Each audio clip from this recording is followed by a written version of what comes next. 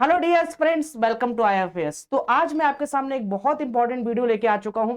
जो भी हमारे सीयूट पीजी 2024 के एस्पिरेंट हैं, कई बच्चों का डाउट है कि हमको कितने मार्क्स पे जेएनयू मिल सकता है। ये बहुत कॉमन क्वेश्चन है। तो मैंने थोड़ी सी रिसर्च करी है, तो मैंने सोचा आपके सामने इस चीज को जरूर रखा जाए और आपके सारे डाउट्स को क्लियर किया जाए। तो आज हम इस वीडियो में जानने वाले हैं कि जेएनयू को आप कितने मार्क्स पे इस बार ले सकते हैं, सीयूट पीजी में आपका कितना स्कोर होना चाहिए अप्रोक्सीमेट कि आपको जेएनयू में एडमिशन मिल जाए। सारी चीजों को हम डिटेल में डिस्कस करेंगे। कितने मार्क्स पर आपको जेएनयू मिल सकता है अगर आप अपना फिजिक्स से एमएससी करना चाहते हैं जेएनयू से। तो वीडियो इंपॉर्टेंट है, लास्ट तक देखना, आपके सारे डाउट क्लियर होने वाले हैं। अब ये चीज देखो कैसे मिल सकता है, कितने मार्क्स पे मिल सकता है। हमेशा आइडिया लगाया जाता है पिछले सालों की कट ऑफ से। तो मैं आपको लेके चलता हूं सीधे जेएनयू की वेबसाइट पे, जहां पे आपको दिखेगी लास्ट ईयर 2023 की सीयूट पीजी 2023 की क्या कट ऑफ रही थी, किस कट ऑफ तक, किस रैंक तक जेएनयू में बच्चे ने एडमिशन लिया था एमएससी फिजिक्स में। हम चले गए हैं जेएनयू की वेबसाइट पे 2023 की। आपको यहाँ पे एक चीज दिखेगी साफ साफ 2023 की कट ऑफ। ठीक है, बिल्कुल सही बात है, बच्चे ढूंढ नहीं पाते, इसलिए हमने आपके लिए वीडियो बनाने जा रहे हैं। आप आराम से देखिए, आपको बस देखना है और सारी चीजें आपको समझ में आ जाएंगी। यहाँ पे लिस्ट 1 है, लिस्ट 2 है एंड लिस्ट 3 है, लिस्ट 4 भी है। सारी चीजें हम समझेंगे। सबसे पहले हम बात करते हैं लिस्ट 1 पे। आपको क्या करना है, लिस्ट 1 पे जैसे हम गए यहाँ पे देखेंगे एमएससी एमसी एमए की कट ऑफ्स, अपन इस पे क्लिक कर देंगे। हमारे सामने पूरी लिस्ट खुल के आ गई, बट आपको ये समझ में नहीं आएगी, मैं समझा देता हूं, कोई बात नहीं, मेरा काम है समझाना, क्योंकि आप हमारे प्यारे बच्चे हो। अब देखो यहाँ पे आपको बहुत सारे सब्जेक्ट्स का दिख रहा है, अपन को फिजिक्स से मतलब है। अपन क्या करेंगे, फिजिक्स का अपना जो कोड है SPSM, राइट। अब SPSM में हमको यहाँ पे इस लिस्ट में क्या क्या दिया है, पहले हम इस बात को समझते हैं प्यारे स्टूडेंट। हमको कट ऑफ रैंक दिया है, कट ऑफ मार्क्स दिया है, SC कैटेगरी का, जनरल कैटेगरी का, OBC का, PWD का, EWS सबका दिया हुआ है। तो बेसिकली इसमें क्या, ये जो मार्क्स आपको दिख रहे होंगे 67 94 समथिंग मार्क्स दिखे हुए हैं। अपन फिजिक्स की बात करते हैं SPSM। तो फिजिक्स में फर्स्ट राउंड में देखो जो कट ऑफ गई थी 75.33, ये किसकी है, जनरल कैटेगरी की है। अब इसमें बेसिकली कैसे कैलकुलेट किया जाए, सर कितना मार्क्स रहा होगा उस बच्चे का। तो देखो ये बेसिकली इसमें क्या होता है, डिप्रेशन पॉइंट्स भी ऐड होते हैं, वो भी मैं आपको डिटेल में समझाऊंगा कि डिप्रेशन पॉइंट्स क्या होते हैं। सारी चीजें मैंने आपको खोल के रखी हुई, डिप्रेशन पॉइंट्स के बारे में भी समझेंगे। ये मार्क्स में टोटल आपके एग्जाम का जो रिटन एग्जाम उसका स्कोर है और साथ में कुछ डिप्रेशन पॉइंट्स भी ऐड होते हैं। तो अब ये रिटन एग्जाम का कितना स्कोर होगा, अपने को क्या करना है, इसमें 3 चीजें इंक्लूड होती है, तो आपको इसको क्या करना है, 3 से मल्टीप्लाई कर देना है। साथ ही साथ इसमें कुछ ना कुछ 5-6 पॉइंट डिप्रेशन पॉइंट्स भी रहते हैं। तो अगर मैं इसको 3 से मल्टीप्लाई करूं 75 पॉइंट समथिंग को, देखो 75, मैं आपको पूरी चीजें क्लियर कर देता हूं, 75 इंटू 3, तो कहीं ना कहीं ये जो नंबर रहे हैं 220 के समथिंग रहे हैं, क्योंकि 225 बन रहा है, तो कहीं ना कहीं इसमें 5-6 नंबर डिप्रेशन पॉइंट्स भी ऐड होगा। डिप्रेशन पॉइंट क्या है भी मैं इसी वीडियो में आपको समझाऊंगा। तो कहीं ना कहीं आपका 220 नंबर ये जनरल कैटेगरी का कट ऑफ गया है फिजिक्स में, उसकी रैंक जो है वो 16 है। अगर मैं इसी तरह से ओबीसी कैटेगरी की बात करूं, तो ओबीसी कैटेगरी में देखो कितना है, 69 है। 69 बोले तो 69 इंटू 3 दैट इज 207, मतलब मान लो आप 200 से 202 के बीच में, बिकॉज इसमें 5-6 नंबर डिप्रेशन पॉइंट्स भी ऐड है। 200 से 205 की रेंज में मान लो। सिमिलर फैशन में आपका ये कौन सा है, कट ऑफ ईडब्ल्यूएस कैटेगरी का 73.33 है। अगर मैं 73 को मल्टीप्लाई करता हूं तो ये आपका बन जाता 219, तो मतलब मान लो 215 के समथिंग मार्क्स रहे होंगे। तो बेसिकली, और एससी कैटेगरी और उसका एसटी कैटेगरी में बहुत कम मार्क्स हैं, आप देख पा रहे हो 59.66 दे रखा है। तो 59 इंटू 3 मतलब 170 से 175 के बीच में, क्योंकि कुछ डिप्रेवेशन पॉइंट्स भी हैं, आपको यहाँ पे मार्क्स आए होंगे इस बच्चे के जिसने ये जेएनयू में उसको एडमिशन मिला है फर्स्ट राउंड में। एसटी कैटेगरी की बात कर लें तो 46 इंटू 3 138 नंबर पे भी आपको देख लो, वही मैं कह रहा हूं कैटेगरी बाय कैटेगरी चीजें डिपेंड करती है। एसटी कैटेगरी में 135 नंबर तक बच्चे को जेएनयू मिला हुआ है, 135 पे भी उसको जेएनयू मिला है। एससी कैटेगरी में 170 से 75 के बीच में भी जेएनयू मिला है, और जनरल कैटेगरी में आपका 220 समथिंग में मार्क्स पे मिला है। ओबीसी कैटेगरी में 215 तक जेएनयू मिला है पिछली साल। अब इसी से हम एक आइडिया लगा सकते हैं, अल्दो पिछली साल क्या था, आपका टोटल पेपर जो था उसमें सेक्शन ए भी कंबाइंड था, बट कहीं ना कहीं मैं आपको फिर बता दूं इस बार जो है सेक्शन ए नहीं है। बट अगर आपको जेएनयू चाहिए है तो कहीं ना कहीं मुझे लगता है कि जेएनयू के लिए 200 प्लस मार्क्स आपके अगर हैं, आप किसी भी कैटेगरी में हो, बाय डिफॉल्ट मुझे लगता है जेएनयू मिल जाएगा, क्योंकि लिस्ट 1 के बाद लिस्ट 2 में भी आई है, और लिस्ट 2 में हम देखते हैं क्या कट ऑफ रही है। जब हम इसमें लिस्ट 2 में जाएंगे तो लिस्ट 2 में देखो आपके पास थोड़ा सा यहाँ पे कट ऑफ रेंज घट जाएगा। लिस्ट 2 में जो है जनरल कैटेगरी का रैंक 21 है, मार्क्स उसके 74 है, 74 इंटू 3 आपका देखो 222, मतलब 5 नंबर अगर मैं डिप्रेशन पॉइंट के भी माइनस करूं तो आपका ये कहीं ना कहीं 217 के समथिंग बन रहा है। तो वही मैं बोल रहा हूं, यहाँ पे ओबीसी में 72 और SC ST में सीटें फुल हो गई थी, और SC/ST में यहाँ पे जनरल कैटेगरी सेकंड राउंड में नहीं आया, तो क्योंकि मतलब सीटें फुल हो गई होंगी। बट यहाँ पे EWS का है, हाँ EWS का आया है और OBC का भी आया सेकंड लिस्ट में नंबर। तो सेकंड लिस्ट में OBC का देखो कितना है, OBC का 204, मतलब 200 नंबर मान लो समथिंग, क्योंकि 4-5 200 नंबर है 199 के करीब। और EWS का वही आपका बन जाएगा थोड़ा सा इससे ज्यादा, 216 बढ़ रहा है, 5 माइनस कर लो तो 210 के करीब। तो ये आपका सेकंड राउंड में 210 तक भी मिल गया EWS में, जनरल में आपका 215 तक भी मिल गया। तो वही बात है कि कहीं ना कहीं आपके 200 के ऊपर नंबर हैं, तो JNU आपको आसानी से मिल जाएगा। मुझे लगता नहीं कि आपको टेंशन लेने की जरूरत है।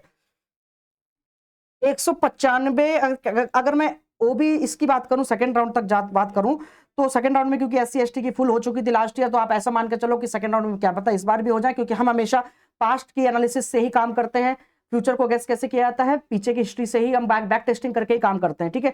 तो सेकंड राउंड में SC/ST का नहीं आया था, OBC EWS और जनरल कैटेगरी में सीटें मिली थी, मतलब बच रही थी, तो सेकंड कट ऑफ आई थी, राइट। तो ये आपका कहीं ना कहीं बन जाता है JNU का स्कोर। अगर आपको एडमिशन चाहिए तो JNU में इतना स्कोर आपको, मतलब CUET PG में इतना स्कोर चाहिए होगा, तभी आपको JNU में एडमिशन मिल पाएगा। तो आई थिंक ये बात तो सभी को समझ में आएगी कि भैया JNU में अगर हमको चाहिए तो कहीं ना कहीं एक सेफ स्कोर मेरा अगर 210 प्लस है तो मैं तो बहुत बढ़िया सेफ स्कोर में चल रहा हूं, ठीक है। बाकी 200 से ऊपर है तो मुझे लगता है इस बार मिल जाएगा, क्योंकि पेपर जो था 300 में रहा था, तो आराम से आपको JNU मिल जाएगा इस बार, पिछले साल के एनालिसिस के बेसिस पे मैं बता रहा हूं।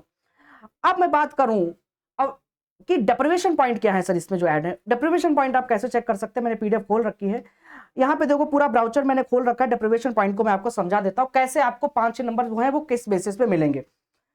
Deprivation point up to maximum 12 point, maximum आपके 12 पॉइंट किसी भी बच्चे को मिल सकते हैं। A candidate would get separate points for each education level। ये बेसिकली बच्चे की एजुकेशन पे डिपेंड करता है कि बच्चे की एजुकेशन कहां से हुई है, 10th कहां से हुआ है, 12th कहां से हुआ है, ग्रेजुएशन कहां से हुआ है। ये डिपेंड उस पे करता है कि आपको डेप्रिवेशन पॉइंट मैक्सिमम 12 में से कितने मार्क्स मिलेंगे।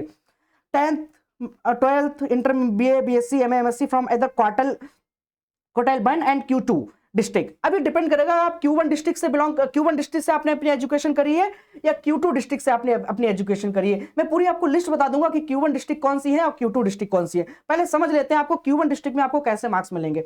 अगर आपने Q1 डिस्ट्रिक्ट से अपना जो भी स्टडी है वो करी हुई है, तो UG अगर आपने अपने Q1 से करी है, programme of study applied for, अगर आप PG के लिए अप्लाई कर रहे हो, अपन PG की बात कर रहे हैं, तो अगर आपने 10th 12th जो है Q1 सिटी से करी है तो आपको 3 नंबर मिल जाएगा, उसका 3 डेप्रिवेशन पॉइंट। और अगर आपका ग्रेजुएशन है तो 3 ही है, तो टोटल होगा 6। Q2 शहर से किया हुआ है तो आपको 10 12 अगर आपने Q2 से किया तो 2 नंबर मिलेगा, UG का भी 2 नंबर मिलेगा, तो यहाँ पे 4 मिल जाएगा। नोट क्या लिखा हुआ है, नोट ध्यान से सुने। क्या पता कोई बच्चा ऐसा हो जिसने 10 12 तो Q1 से किया है और 10 ग्रेजुएशन Q2 से किया हो, या ऐसा हो सकता है 10 12 उसने Q1 से किया है, ग्रेजुएशन Q2 से किया हो, पॉसिबिलिटी। तो उन्होंने नोट दे रखा है कि if 10th from Q1 and 12th from Q1 then benefit हमेशा Q1 का मिलेगा। If 10th from Q1 12th from Q2 फिर से बेनिफिट Q1 का ऐड होगा। If 10th from Q2 12th from Q1 benefit Q1 का ऐड होगा। अगर 10th भी Q2 से है 12th भी Q2 है तो आपका Q2 का बेनिफिट जाएगा। अगर आपका 10th ज्यादा मैटर कर रहा है, अगर 10th Q1 से है तो आपको बेनिफिट Q1 के ही मिलेंगे। Q1 के बेनिफिट कितने, 3 पॉइंट। क्लियर है। List of district quartile drawn from each state in the form of Q1 and Q2 by using the following 4 parameter. Following 4 parameter पे इन्होंने लिस्ट डिसाइड करी है कि कौन से शहर जो है Q1 में डाले जाएंगे, कौन से शहर जो है वो Q2 में डाले जाएंगे। Percent female literacy, percent agricultural workers, percent rural population, percentage of household having no latrine and within premises.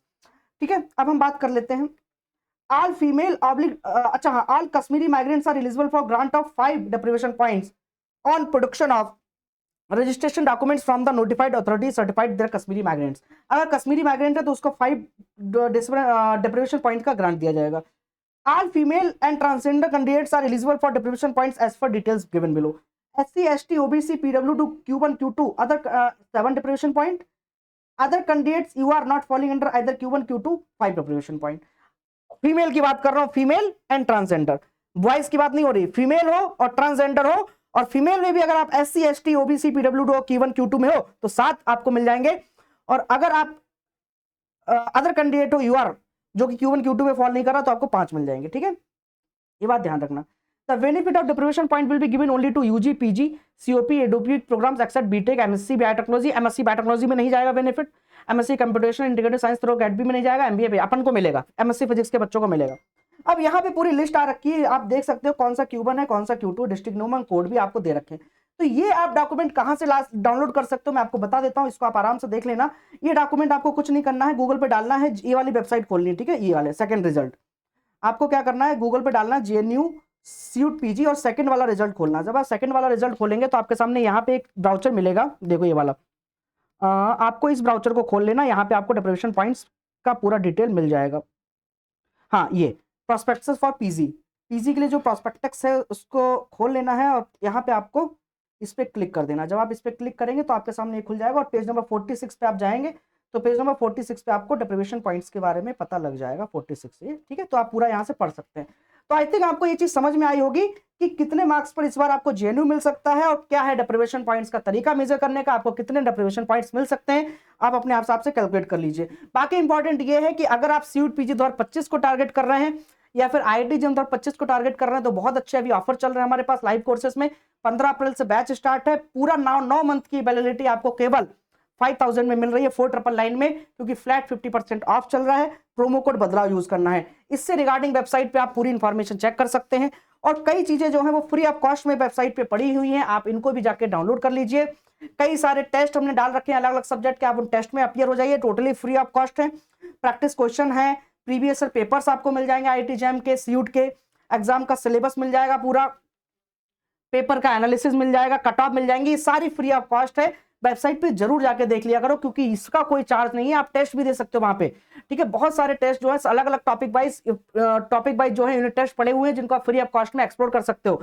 Website पे जाके इतनी सारी चीजें आपको फ्री में मिलेंगी, इसका कोई चार्ज नहीं है। अगर आपको लगता है कि आपको बैच की जरूरत है तो सबसे अच्छी अपॉर्चुनिटी अभी चल रही है, फ्लैट 50% ऑफ 9 मंथ की वैलिडिटी के साथ। जो कोर्स 10,000 का था वो अभी आपका चल रहा है 4999 में, ये संडे तक ऑफर है। मैक्सिमम बच्चे जुड़ चुके हैं, अगर आपका भी टारगेट है 2025 का तो आप भी हमारे साथ जुड़ जाइए और अपनी प्रिपरेशन स्टार्ट कर लीजिए, क्योंकि ये जो लिस्ट है इसमें आपका भी नाम आना चाहिए अगर आप हमारे साथ जुड़ते हैं। क्योंकि ये बच्चे हमारे साथ पढ़े, सीयूट पीजी के टॉपर हैं, जेईई के टॉपर हैं, ये सारे बच्चे पढ़े और यहाँ से हम अच्छी गाइडेंस में पढ़े, प्रिपरेशन करी, मेहनत करी और रिजल्ट आपके सामने दिख रहा है। तो आप भी आ सकते हैं, इस फोटो में आप, इस फ्रेम में आपका भी फोटो आ सकता है, बस आराम से जुड़िए, मेहनत आपकी रहेगी, डायरेक्शन हमारी रहेगी और आपको वेबसाइट एक्सप्लोर करनी है, वेबसाइट पे फ्री ऑफ कॉस्ट में जो चीजें पढ़ी है वो चाहिए तो उसके लिए आपको ifsonline.com पे विजिट भी कर सकते हैं प्यारे बच्चे।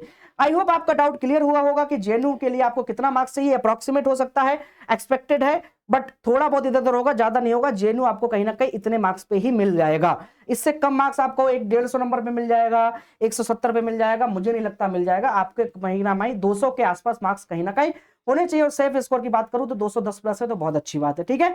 तो अगर ये वीडियो अच्छी लगी है तो सारे दोस्तों के साथ शेयर कर दीजिएगा। अगर डाउट है, कोई भी चीजें आपको समस्या है रिलेटेड टू सीयूट पीजी और कौन सी वीडियो चाहिए तो कमेंट सेक्शन में बताइए, मैं आपके लिए सारी वीडियो लेके आऊंगा। इस वीडियो को अपने सारे मित्रों के साथ शेयर कर देना और लाइक कर देना। Thank you so much.